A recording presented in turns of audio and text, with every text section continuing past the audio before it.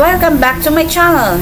Today, sobrang special ang lakwatsa natin kasi pupuntahan natin ang isa sa new 7 Wonders of Nature, ang Puerto Princesa Subterranean River National Park, o mas kilala itong underground river dito sa Palawan. Grabe, this place is not just beautiful, it's also full of history, science, and natural wonders. So make sure you watch hanggang dulo kasi bawat minuto na ng tour na ito ay mind-blowing.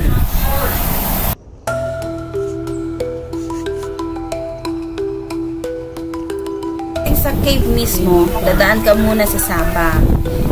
Usually, it takes 2-hour drive from Puerto Princesa. Tapos, from Sabang Port, sasakay ka ng boat pa underground river. Along the way, makikita mo na agad yung ganda ng Palawan. Sobrang green ng bundok, clear ang tubig, at parang wala kang ibang maririnig kundi ang nature.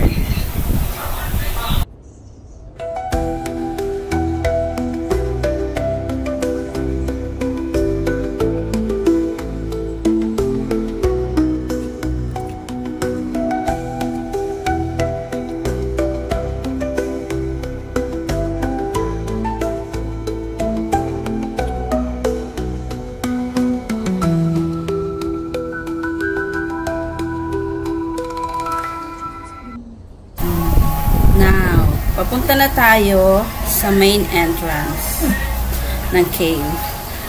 Ang ride papunta sa mismong cave is around 20 to 30 minutes by outrigger boat.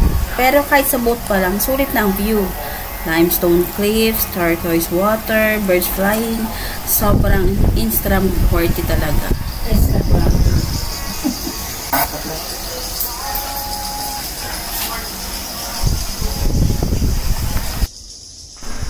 Ayan na! We're finally here! Welcome to the entrance of the underground river. Tingnan nyo naman. Ang ganda ng reflection ng tubig. And yung cave entrance, parang gate to another world. Pero fun fact, this site is also protected by UNESCO, kaya sobrang bantay sarado para manapanatili siyang pristine at untouched.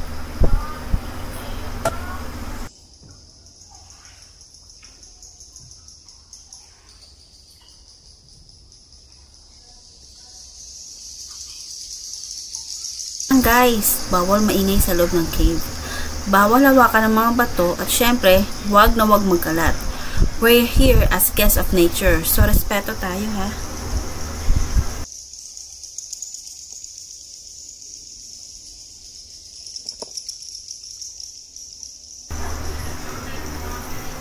Okay, pasok na tayo sa loob. Medyo madilim. Pero don't worry, may spotlight naman sa boatman. Tahimik dito. Marinig mo lang yung mga tubig at minsan yung sound ng mga paniki. Yes, may thousands of bats dito. So, kung sensitive ka sa amoy, ready ka na dapat. Look up! Yan yung stalactites para sila mga yelong nakahang sa kisame. Yan. At sa baba naman, yung mga tumutubo paakyat, stalagmites naman ang tawag. Tapos, kapag nag-meet sila sa gitna, ang tawag dyan ay column. Grabe, no? Now, look at that formation. Diba? Parang mga mushroom.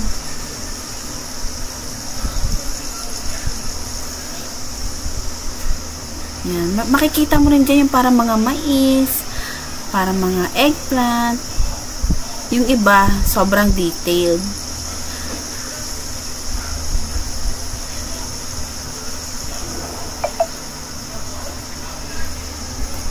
Yan, yung mga boat naman na yan, tapos na yan sila mag-tour sa loob. Palabas na sila. Samantalang tayo, nag-umpisa pa lang.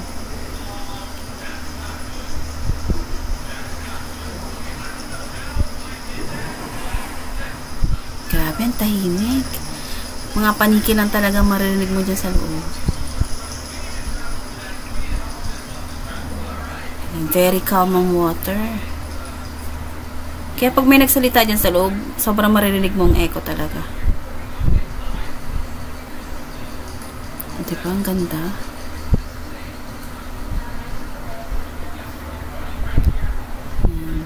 Parang may mga tao, mukha ng animals, at kung ano-ano pa. Para kang nasa natural museum, pero gawa lahat ni Mother Nature yan. Galing, no? Ayan, dilim na dilim.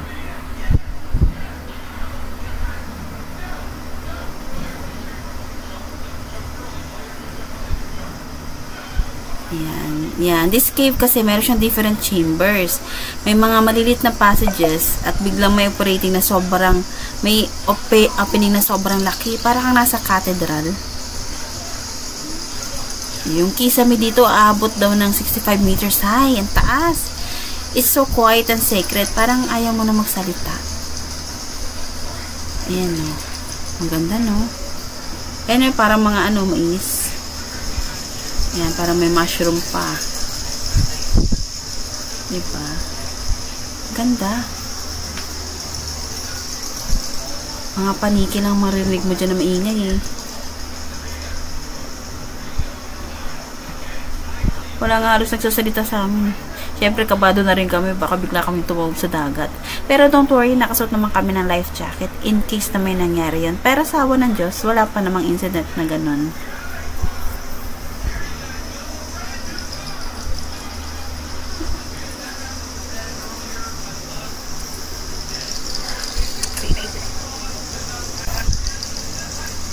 Ang grabe. Ang ganda. Yan, di pwedeng hawakan yung mga yan. Yan. Yun, diba? Ang sobrang lit ng tunnel. Tapos, ang tubig very calm. Tapos yan, yung mga bato-bato na yan, bawal hawakan yan. Kasi mamamatay siya pag hinawakan nyo. Magmamarka yung kamay nyo. Yung init ng palad natin, nakakasira pala yun sa kanila. So, bawal talagang hawakan. Yan. Ang ganda.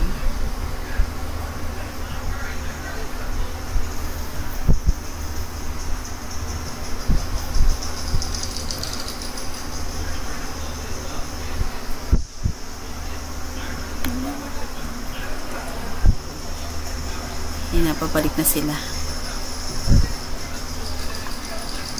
Grabe. Ang layo na namin sa main entrance. Medyo kinakabahan na nga ako, pero siyempre tiwala lang. Tiwala. Para makita ang kagandahan ng underground.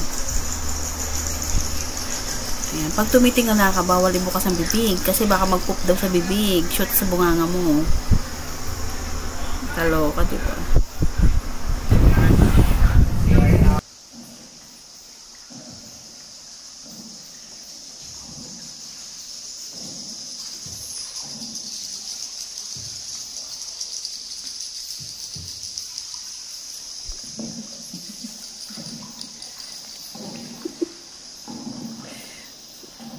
Dinosaur.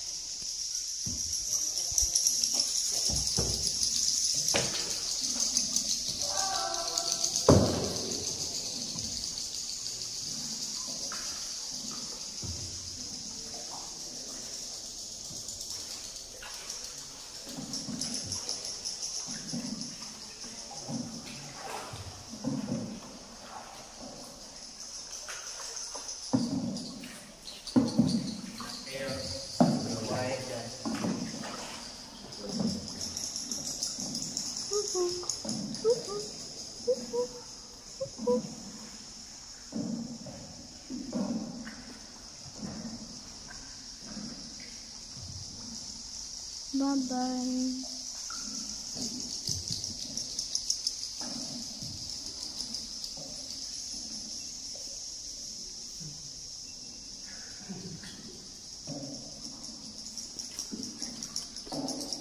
This is alright yung water level.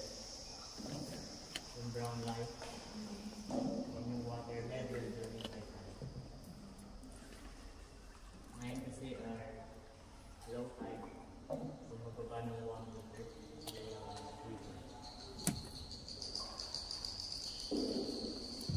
The river is brackish water mixed with salt and fresh water.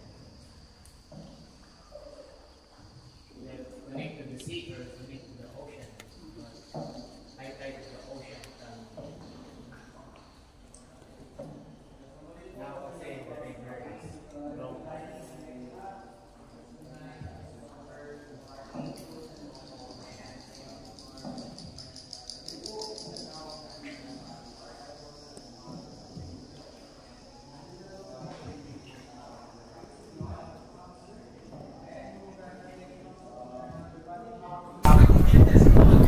Yun nga, baka mag-poop ang paniki sa bibig.